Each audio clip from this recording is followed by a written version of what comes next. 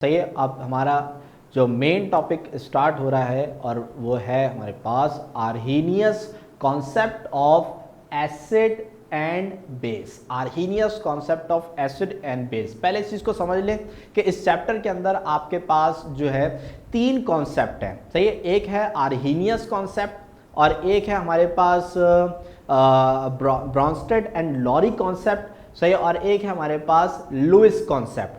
अब इन तीनों के जो कॉन्सेप्ट हैं वो एसिड और बेसिस के हवाले से हैं। बेसिकली इन्होंने जो है वो एसिड और बेसिस को डिफाइन किया है कि भाई एसिड क्या होते हैं और बेस क्या होते हैं। ठीक है, तो अभी आपने देखा कि हमने कैरेक्टरिस्टिक पढ़ी, एसिड की भी पढ़ी, बेस की भी पढ़ी। ठीक है, तो अब क्या होता है कि भाई देखें, एसिड और बेस की जो प्रॉपर्टीज़ की अगर हम बात करें तो वो कोई प्रॉपर्टी, एक प्रॉपर्टी तो नहीं होती ना, बहुत सारी प्रॉपर्टीज होंगी। सही है, जैसे कि हमने यहाँ पे मोस्टली फिजिकल प्रॉपर्टीज को डिस्कस किया है। ठीक है, लेकिन अगर हम केमिकल प्रॉपर्टीज में भी जाएं तो केमिकल प्रॉपर्टीज भी एसिड या बेस की कोई एक तो नहीं होगी। तो यहाँ पे हुआ क्या कि भाई जो आर्हीनियस है उसने एसिड और बेस को एसिड और बेस की एक प्रॉपर्टी के जरिए क्या किया, डिफाइन किया। एसिड और बेस को एसिड और बेस की एक प्रॉपर्टी के जरिए क्या किया भाई, डिफाइन किया। अब उसने जो बात डिफाइन करी वो बिल्कुल सही थी। ठीक है ना। अब इसके बाद जब ब्रॉन्स्टेड और लॉरी आया तो उसने अपने हिसाब से एसिड और बेस की एक दूसरी प्रॉपर्टी के जरिए जो है वो उसने एसिड और बेस को डिफाइन किया। यानी कि आर्हीनियस ने अलग प्रॉपर्टी को यूज किया एसिड और बेस को डिफाइन करने के लिए। ठीक है, और फिर जब ब्रॉन्स्टेड और लॉरी आए तो उन्होंने एसिड और बेस की डिफरेंट प्रॉपर्टी के जरिए उसको डिफाइन किया। और फिर जब आखिर में लुईस आया तो लुईस ने भी एसिड और बेस को ही डिफाइन किया, लेकिन उसकी एक थर्ड प्रॉपर्टी को यूज करते हुए।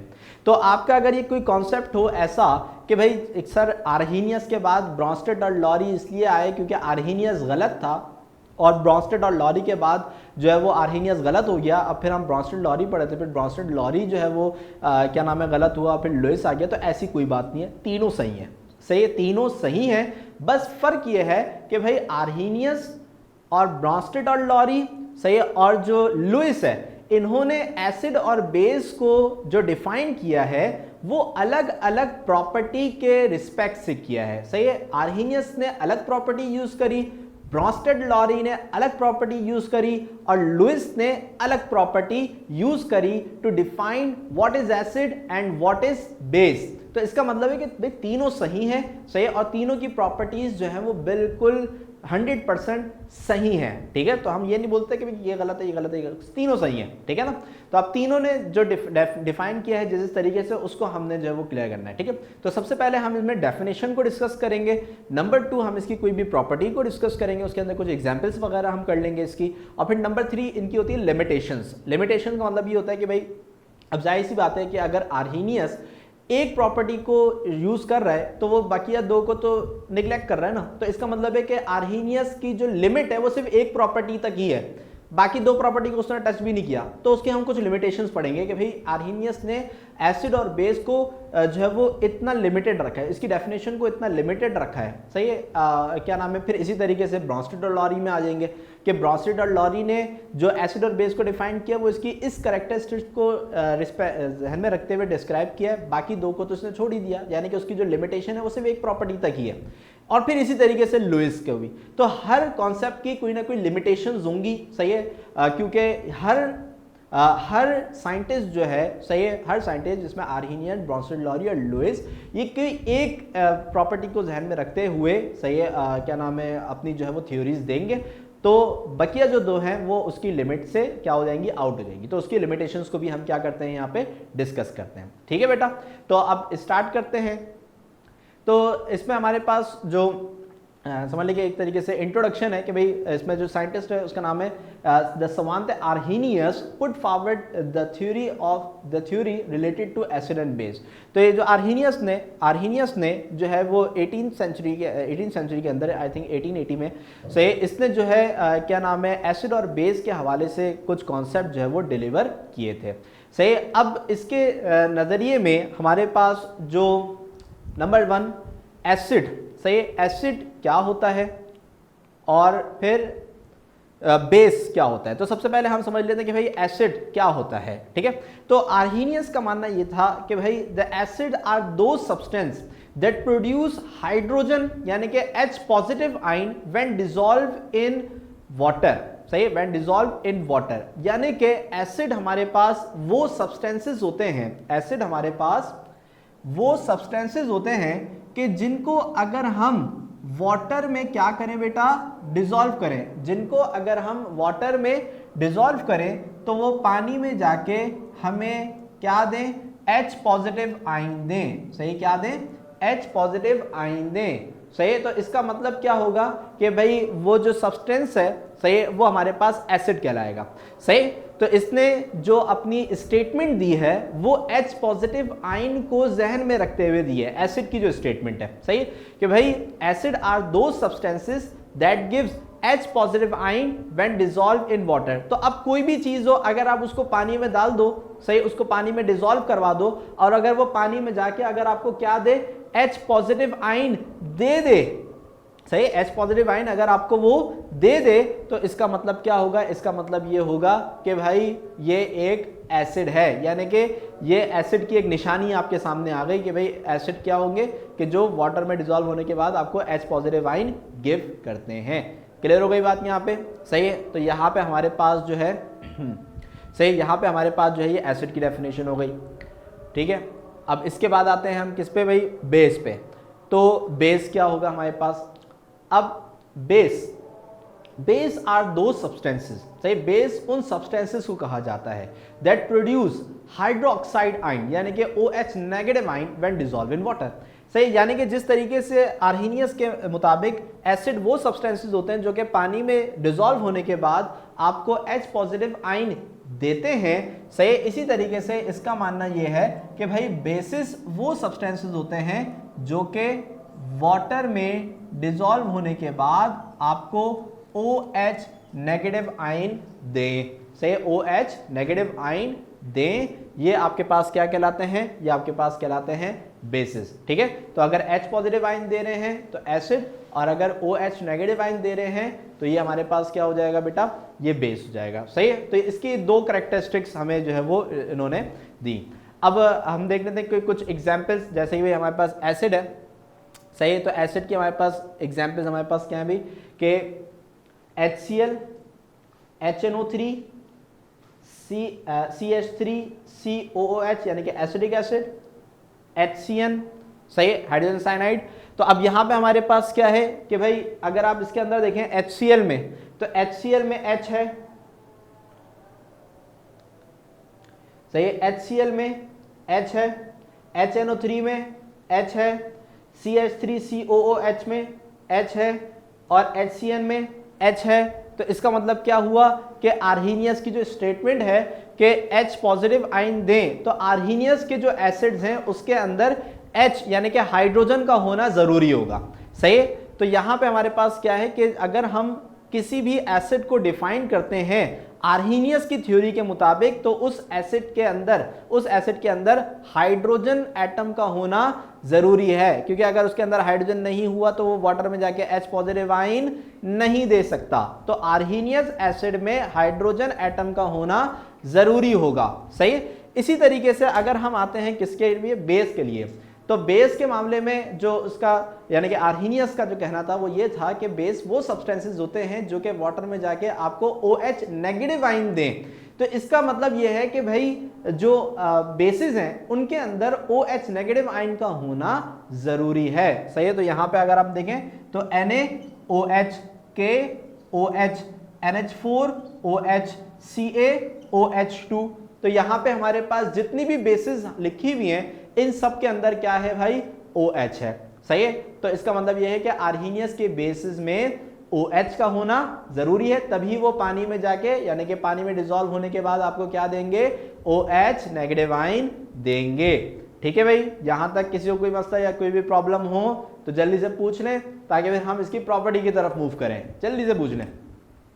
नो, जैन ने बोल दिया नो, सर समझ में आई है, ठीक है। रमशा, ओके ओके, परिरा वासिफ, ठीक है, ओके, ठीक है।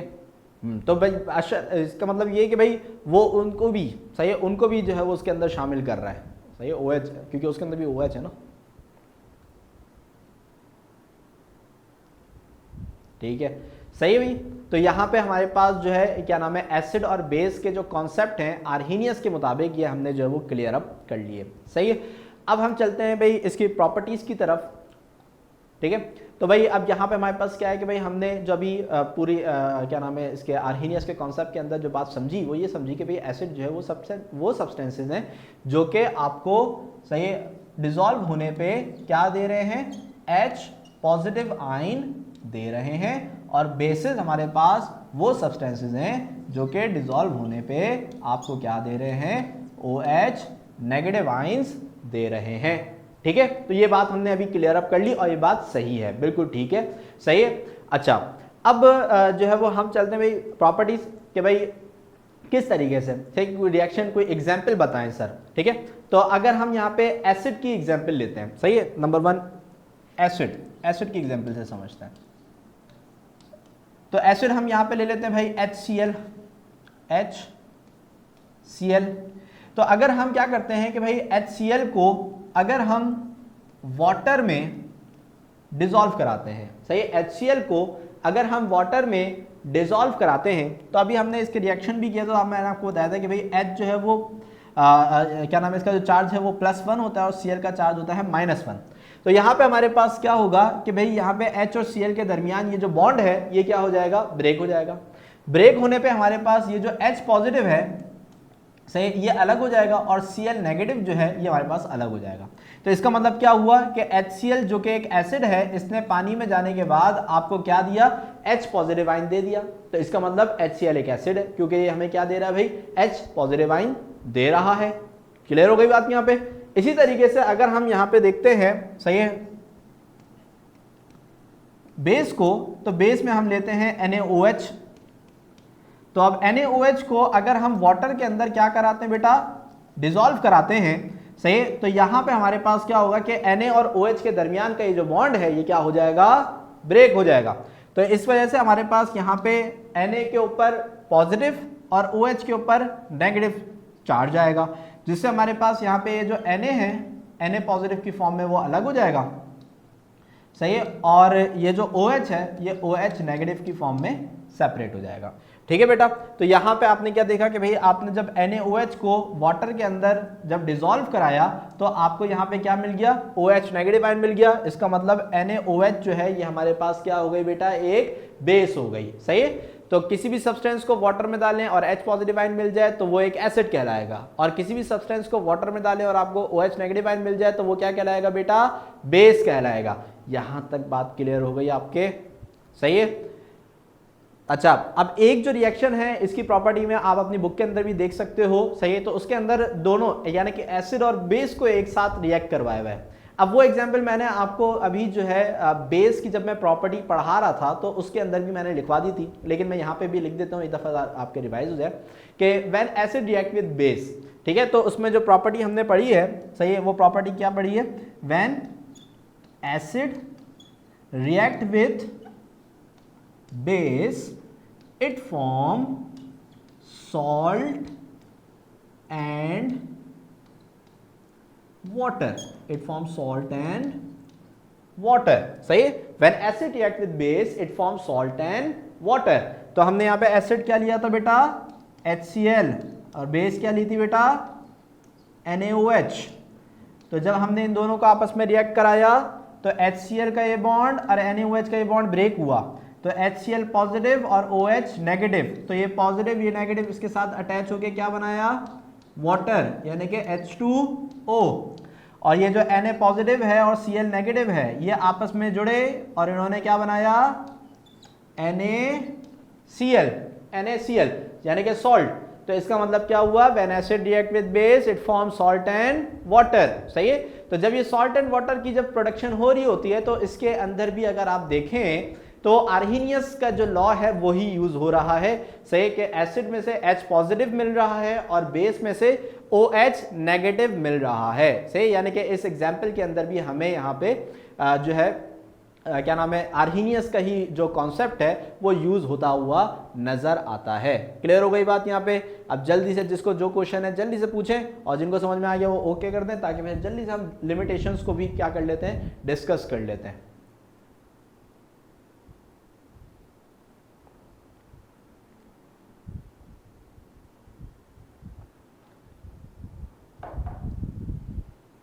ओके, किसी को कोई प्रॉब्लम नहीं है भाई? ठीक है भाई, तो आगे अब हम मूव करते हैं आगे मूव करते हैं, ठीक है। ओके, तो जल्दी से अब देखते हैं कि भाई के क्या लिमिटेशंस हैं इसकी। सही है, तो अभी देखें जो जो चीज़ें हमने पढ़ी हैं उसी के हिसाब से होंगी सारी, ठीक है। तो आप देखते हैं कि भाई कहाँ कहाँ पे इसकी जो है वो लिमिटेशंस अप्लाई होती हैं। सही, उस तरफ आते हैं। अब ज़रा गौर से देखिएगा, यहाँ पे लिखा हुआ है भाई hydrogen ion do not exist in water solution, do not exist in water. Hydrogen ion का मतलब क्या है, H positive, H positive ion.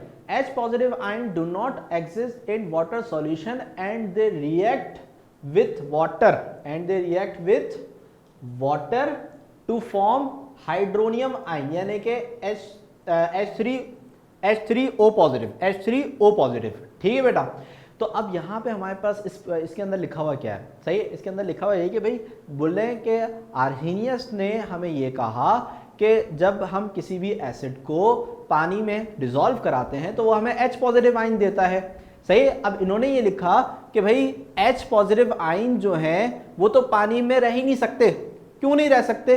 सही है, यहाँ पे लिखा हुआ है ना hydrogen ion do not exist in water, कि वो तो पानी में रह ही नहीं सकते। अब क्यों नहीं रह सकते, इसकी वजह क्या है? इसकी वजह ये है कि जो H पॉजिटिव आयन जैसे ही पानी में बनता है तो पानी के जो मॉलिक्यूल्स हैं यानी कि H2O, ये इस H पॉजिटिव को अपने से जोड़ के बना लेते हैं H प्लस H2 H3O। अब इसके ऊपर प्लस का चार्ज है तो इसके ऊपर भी क्या आ जाएगा, प्लस का चार्ज, यानी कि हाइड्रोनियम आयन क्या बना लेते हैं, हाइड्रोनियम आयन बना लेते हैं। सही है, तो इसका मतलब ये है कि अगर हम एसिड को पानी में डिसॉल्व कराएंगे तो आर्हीनियस के मुताबिक उसमें H पॉजिटिव आयन बनना चाहिए। सही है, लेकिन but in the real practice hydrogen ion do not exist in water, ये तो वाटर में एग्जिस्ट ही नहीं कर सकते, क्योंकि जैसे ही इसमें H पॉजिटिव आयन बनेगा वो पानी के साथ यानी कि H2O के साथ जुड़ के क्या बना लेगा, हाइड्रोनियम आयन बना लेगा, यानी कि H3O पॉजिटिव, जिसके हवाले से आर्हीनियस ने अपनी स्टेटमेंट में कोई भी जिक्र नहीं किया। बस वो ये बता के जो है वो उसने अपनी डेफिनेशन खत्म कर दी कि बस आपको H पॉजिटिव आयन मिल जाएंगे। But in the real practice H positive ion जो है वो वाटर के अंदर एग्जिस्ट ही नहीं कर सकते, क्योंकि वाटर उनको फौरन से अपने साथ जोड़ के क्या बना लेता है, H3O पॉजिटिव यानी कि हाइड्रोनियम आयन बना लेता है। ये वाली बात क्लियर हो गई आपके? ये वाली बात क्लियर है बेटा? ठीक है। अच्छा, अब दूसरा पढ़ते हैं। सही, दूसरी लिमिटेशन क्या है अभी? दूसरी लिमिटेशन है the Arrhenius theory does not explain the basicity of ammonia यानी कि NH3, basicity of ammonia NH3 and acidity of carbon dioxide यानी कि CO2। सही, एंड अदर सिमिलर कंपाउंड्स। अब मेरी बात गौर से सुनिएगा। देखें क्या नाम है, जो मैंने आपको एग्जांपल्स शो कराई थी किसकी? सही है, ये मैंने आपको जो स्टेटमेंट एग्जांपल शो कराई थी किसकी भाई, एसिड की, तो उन सब के अंदर क्या था, हाइड्रोजन था। सही, क्यों? क्योंकि आर्हीनियस की थ्योरी के मुताबिक हाइड्रोजन का होना जरूरी है, तभी तो H पॉजिटिव मिलेगा। सही है ना, एसिड के अंदर हाइड्रोजन का होना जरूरी है, तभी तो H पॉजिटिव मिलेगा। लेकिन but in the real practice सही है, ऐसा जरूरी नहीं है कि हाइड्रोजन हो तभी वो एसिडिक माना जाता है। हमारे पास बहुत से ऐसे भी एसिड्स हैं, सही है, ऐसे कंपाउंड्स हैं जो एसिडिक नेचर रखते हैं जिनके अंदर हाइड्रोजन है ही नहीं, जैसे कि कार्बन डाइऑक्साइड। कार्बन डाइऑक्साइड जो है ये एक एसिडिक नेचर रखता है। क्या रखता है? एक एसिडिक नेचर रखता है। लेकिन आपको क्या कार्बन डाइऑक्साइड के अंदर हाइड्रोजन नजर आ रहा है? नहीं है। सही है, कार्बन डाइऑक्साइड के अंदर हाइड्रोजन नहीं है। इसका मतलब अगर मैं इसको पानी में डालूंगा तो मुझे H पॉजिटिव आयन कभी मिल ही नहीं सकता। सही है, तो इसका मतलब क्या है कि carbon dioxide is out of the limit of Arrhenius theory. सही है, आर्हीनियस की थ्योरी सिर्फ उन एसिड्स के लिए है कि जिसके पास H होता है।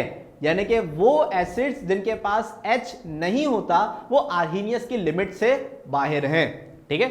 इसी तरीके से आर्हीनियस का जो बेस का कॉन्सेप्ट है उसके अंदर बेस के में OH का होना जरूरी है, OH का होना जरूरी है, तभी वो वाटर में जाके आपको क्या देगा, OH नेगेटिव आयन देगा, सही है। लेकिन अब ये जो अमोनिया है, अमोनिया इसका नेचर होता है बेसिक नेचर होता है, ठीक है। इसका नेचर क्या होता है बेटा, बेसिक नेचर होता है। अब अमोनिया एक बेस है, अमोनिया एक बेस है लेकिन इसके पास OH नहीं है, सही है। तो इसका मतलब ये एक ऐसी बेस है जो कि आर्हीनियस की स्टेटमेंट से बाहर है, सही है। अब मैं यहां पे ये नहीं बोल रहा कि आर्हीनियस गलत है, आर्हीनियस सही है सिर्फ उन एसिड्स के लिए कि जिनके पास हाइड्रोजन आयन होता है और उन बेस के लिए कि जिनके पास OH नेगेटिव आयन होता है, और वो एसिड और वो बेस के जिनके पास H पॉजिटिव नहीं होता और OH नेगेटिव नहीं होता वो आर्हीनियस की लिमिटेशन से आउट है, बाहर हैं। ये वाली बात समझ में आई आपके। तो हर थ्योरी की कुछ लिमिटेशंस होती हैं, कि मैंने बताया ना कि ये सब सही है लेकिन इन्होंने सिर्फ एक एक प्रॉपर्टी को जहन में रखते हुए अपनी स्टेटमेंट्स बनाई हैं, सही है। तो इस वजह से क्या होता है कि एक प्रॉपर्टी की जहन में रखते हुए स्टेटमेंट बनाओगे तो अगली दो प्रॉपर्टीज बाहर हो जाएंगी, सही है। फिर दूसरी को रखोगे तो पहली और तीसरी बाहर हो जाएगी, सही है।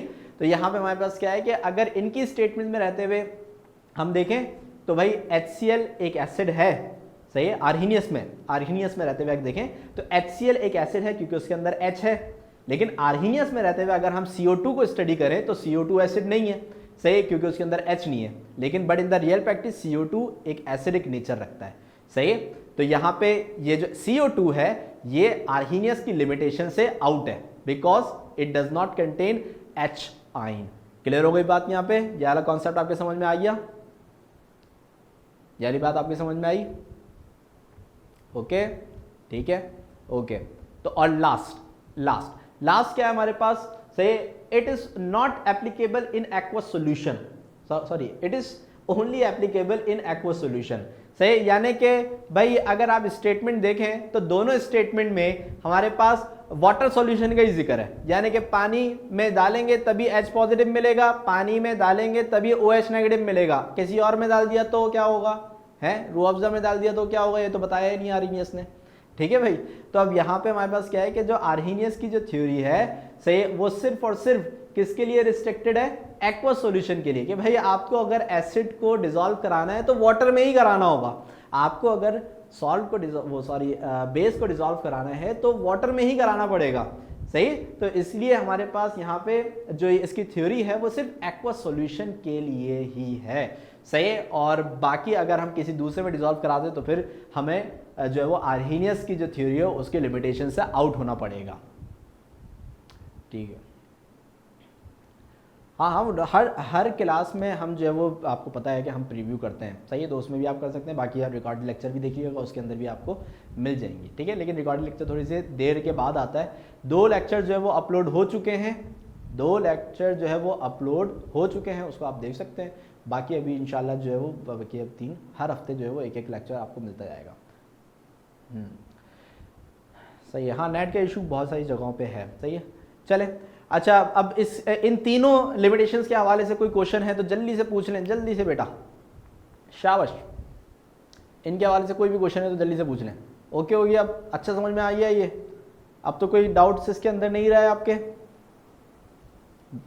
Okay, very good, very good, सही है, सही है, ठीक है। तो अब यहाँ पे हमारे पास क्या है कि भाई अब हम जो है वो नेक्स्ट थ्योरी की तरफ जो है वो अब मूव करेंगे, ताकि आज जो है वो 2 थ्योरीज हो जाएं और एक थ्योरी जो है वो फिर हम नेक्स्ट टॉपिक के साथ उसको मिला के पढ़ लेंगे।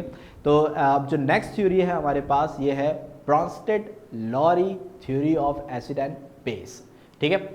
अच्छा, तो खदीजा बेटा दूसरे पॉइंट के अंदर हमने, मैं शॉर्ट करके बता देता हूँ खदीजा बेटा आपको, कि दूसरे पॉइंट के अंदर हमने ये पढ़ा था कि वो एसिड के जिनके अंदर H ना हो, सही है, H ना हो, वो आर्हीनियस की लिमिटेशन से आउट हो जाते हैं। जैसे कि कार्बन डाइऑक्साइड है, अब वो एसिडिक नेचर रखता है लेकिन उसके पास H नहीं है, सही है, तो वो वाटर में जाके आपको H पॉजिटिव आयन नहीं दे सकता।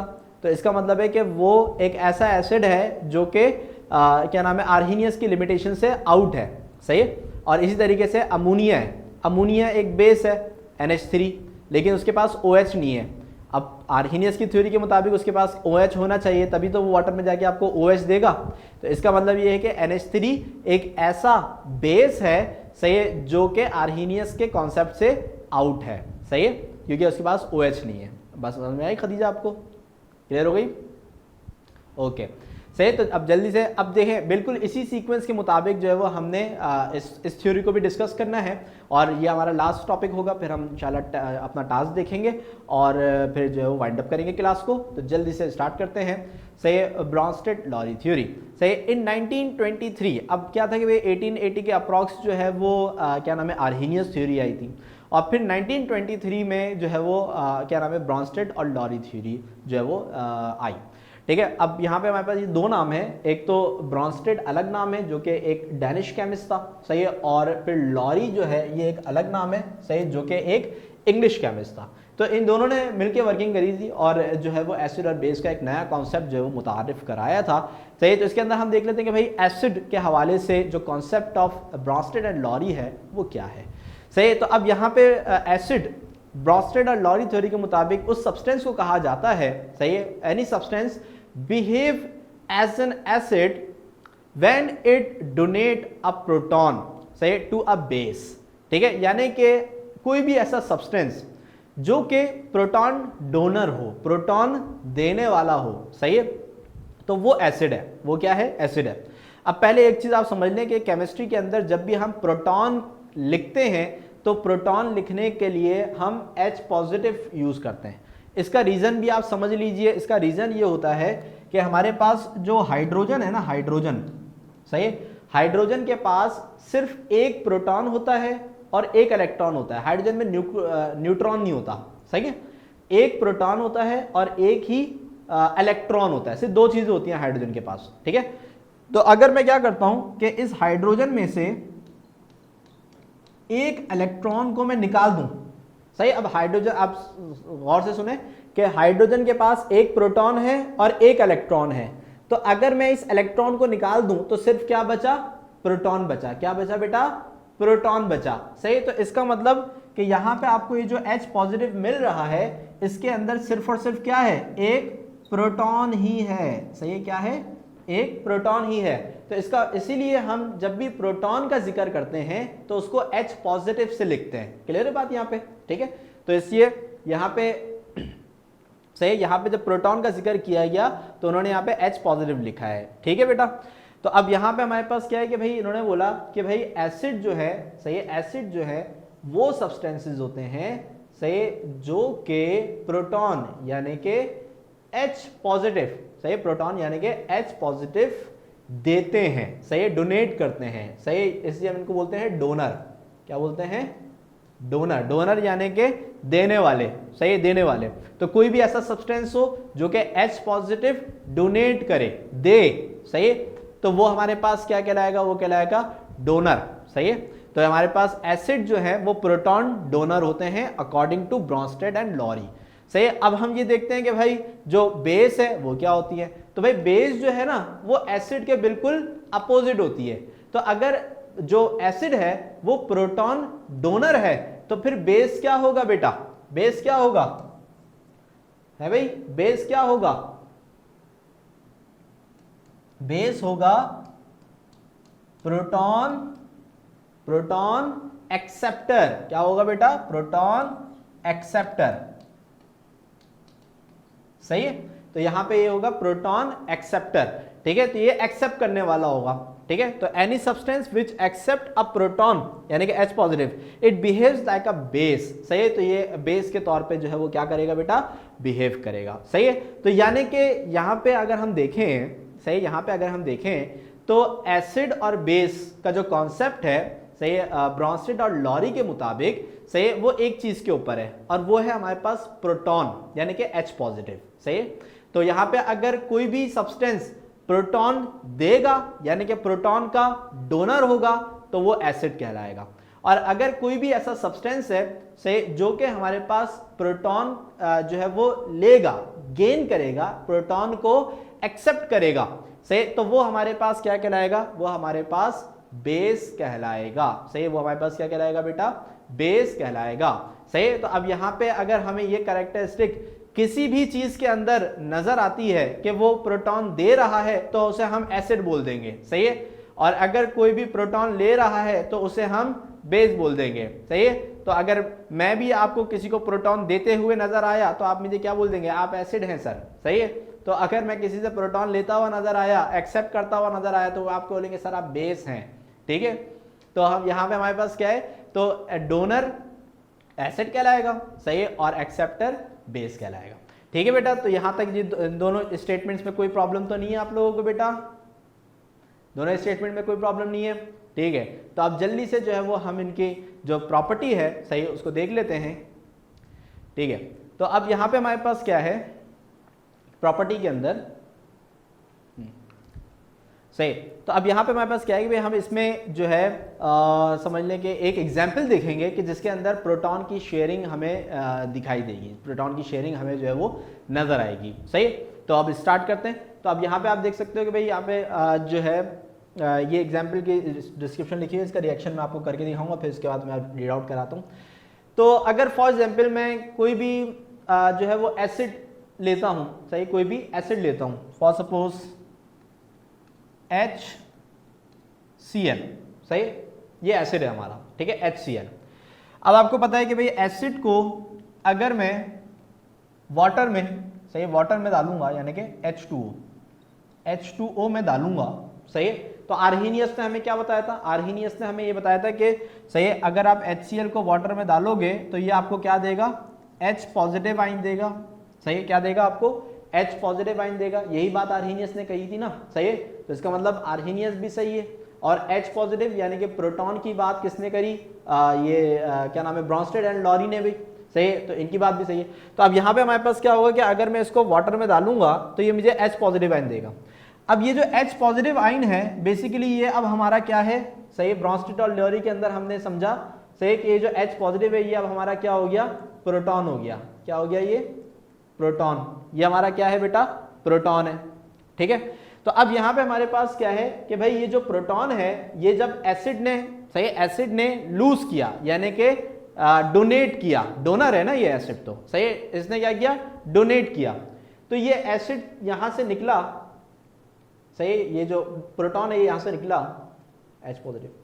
और अभी आपने जो है वो क्या नाम है, लिमिटेशंस ऑफ आर्हीनियस के अंदर ये बात समझी थी कि पानी में जो H पॉजिटिव है वो कभी भी एग्जिस्ट नहीं करता। सही है, क्यों, क्योंकि जो वाटर है वो इस H पॉजिटिव को क्या कर लेता है, H पॉजिटिव को क्या कर लेता है, सही है, अपनी तरफ अट्रैक्ट करके वो उसको अपने साथ क्या कर लेता है, बॉन्ड करा लेता है। ठीक है, तो यहां पे हमारे पास क्या होगा कि जो H2O है इसमें ये H ऐड हो जाएगा और ये क्या बन जाएगा, H3O पॉजिटिव, और ये जो Cl नेगेटिव है ये हमारे पास क्या हो जाएगा, सेपरेट आउट हो जाएगा। सही, ये हमारे पास क्या हो जाएगा, सेपरेट आउट हो जाएगा। ओके, हो गई बात यहाँ पे। अब इसको जरा गौर से अब इसको चीजें देखिएगा। देखें, ये जो है ये HCl ये एसिड है, तो हमने यहाँ पे ये देखा कि ये प्रोटॉन को क्या कर रहा है बेटा, डोनेट कर रहा है। सही है, और यहाँ पे ये जो H2O है, H2O ये हमारे पास यहाँ पे क्या है, ये यहाँ पे एक बेस है, ये यहाँ पे क्या है, एक बेस है। सर ये बेस क्यों है, क्योंकि ये प्रोटॉन को क्या कर रहा है बेटा, एक्सेप्ट कर रहा है। सही है, तो अगर कोई भी चीज प्रोटॉन को एक्सेप्ट करेगी, सही, तो वो क्या कहलाएगी, बेस कहलाएगी। So due to the nature of water to accepting a proton, सही, we will call it a base. सही, तो वाटर की इस प्रॉपर्टी की वजह से कि ये एक प्रोटॉन को एक्सेप्ट कर रहा है, इसको हम क्या कहेंगे, इसको हम बेस कहेंगे। क्या कहेंगे बेटा, बेस कहेंगे। सही, तो आप जरा गौर से सुनिएगा कि ये हमारे पास क्या है, ये है एसिड, और ये हमारे पास क्या है, ये है बेस। यहां तक बात क्लियर हो गई आपके, कोई मसला है इधर, सही, यहां तक कोई मसला बेटा, कोई प्रॉब्लम, ठीक है जैन, ओके, आपको कोई प्रॉब्लम नहीं है, बरीरा को कोई प्रॉब्लम नहीं है, ठीक है, और भी जितने बच्चे हैं पूछ लें कोई अगर प्रॉब्लम है तो, ठीक है, यहाँ तक बात क्लियर हो गई है, very good very good very good, सही है बरीरा, ठीक है, ओके की रिपोर्ट है, अच्छा ये बड़े दिनों बाद आया है, ये ओके की रिपोर्ट है, ठीक है, सही है, ठीक है, बस समझ ले कि बस ये इसके बाद जो लिमिटेशन पढ़ के फिर ये टॉपिक खत्म, सही है। 5 मिनट लगेंगे, 5 मिनट बाद, ठीक है।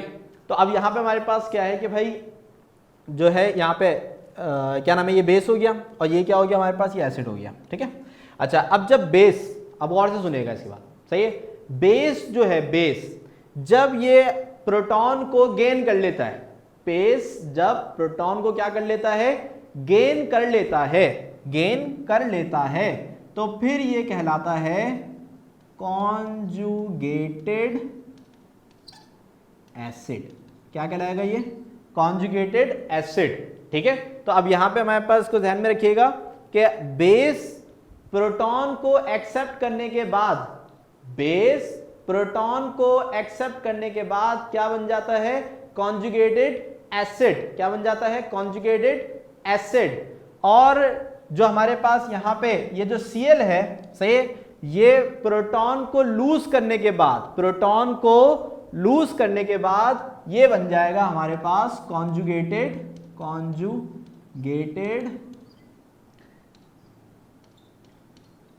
बेस।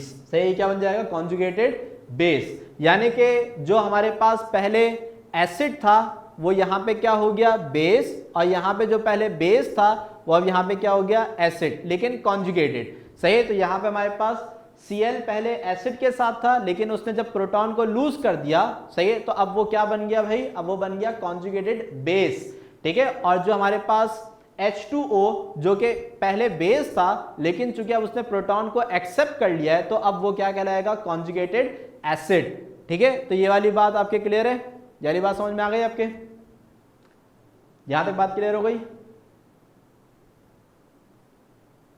अजान ओके।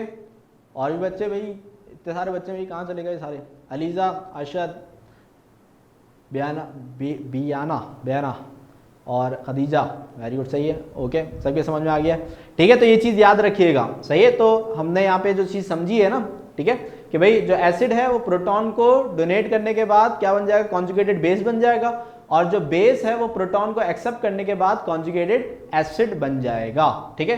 तो यहाँ पे आपने यही पूरी चीज़ जो है वो इसके अंदर आपने बताई हुई भी है, ठीक है भाई। तो यहाँ तक ये बात हमारी मुकम्मल हो गई, प्रॉपर्टीज़ ख़त्म। अब जल्दी से 3 पॉइंट लिमिटेशन के देखते हैं और फिर हमारा टॉपिक जो है वो मुकम्मल हो जाएगा।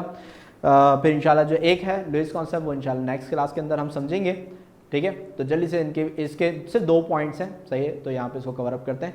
तो यहाँ पे लिखा हुआ है, it could not explain the acidic nature of a compound having no tendency to lose H positive ion. तो यहाँ पे भी ये इसके भी ये लिमिटेशन हो गई ना, कि अगर हमारे पास वो एसिड कि जिनके पास H पॉजिटिव होगा ही नहीं, सही, तो वो प्रोटॉन को कैसे लूज करेंगे, सही है, क्योंकि H पॉजिटिव होगा, सही है, तभी तो वो लूज होगा ना। अगर जिनके पास H पॉजिटिव है ही नहीं तो वो लूज कहाँ से होगा, सही है। तो यहाँ पे हमारे पास क्या है कि जैसे पुराने वाले में से ही CO2 कार्बन डाइऑक्साइड है, ये एक एसिड है, AlCl3 ये एक एसिड है, SO3 ये एक एसिड है, बट इन तीनों के अंदर आपको कहीं पे भी हाइड्रोजन नजर आ रहा है, नहीं है। अब जब हाइड्रोजन ही नहीं है तो H पॉजिटिव कैसे लूज होगा, तो इसका मतलब ये भी वो एसिड हो गए जो कि ब्रॉन्स्टेड और लॉरी की जो थ्योरी है उससे क्या हो गए, आउट हो गए, उसके लिमिटेशन से बाहर हो गए, ठीक है। तो इसलिए हमारे पास जो ये जो लॉरी एंड ब्रॉन्स्टेड की जो थ्योरी है, सही, इसके मुताबिक एसिड के पास, सही, एसिड के पास H पॉजिटिव का होना ज़रूरी होता है। अगर H पॉजिटिव होगा तभी वो जो है क्या नाम है, वो एसिड की जो है वो डेफिनेशन में आएगा according to Lowry and Bronsted. अगर H पॉजिटिव नहीं है तो फिर वो एसिड की कैटेगरी में फिर वो नहीं आ सकता, ठीक है भाई। तो यहाँ पे वही बात जो है वो इसके लिए भी लिखी हुई है, ठीक है। अब last point, it could not explain the basic nature of a compound having OH negative ion, सही है।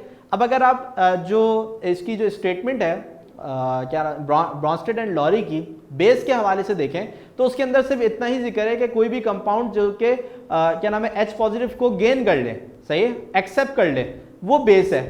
तो इसमें तो कुछ OH का जिक्र ही नहीं है, सही है, यानी कि वो बेसिस जिनके पास OH होता है, ठीक है, उसके हवाले से तो इसने कोई इंफॉर्मेशन दी ही नहीं, सही। जैसे कि NaOH हो गया, CaOH हो गया, KOH हो गया, ये वो बेसिस हैं, सही, जिनके पास OH होता है, सही, और ये बेस हैं।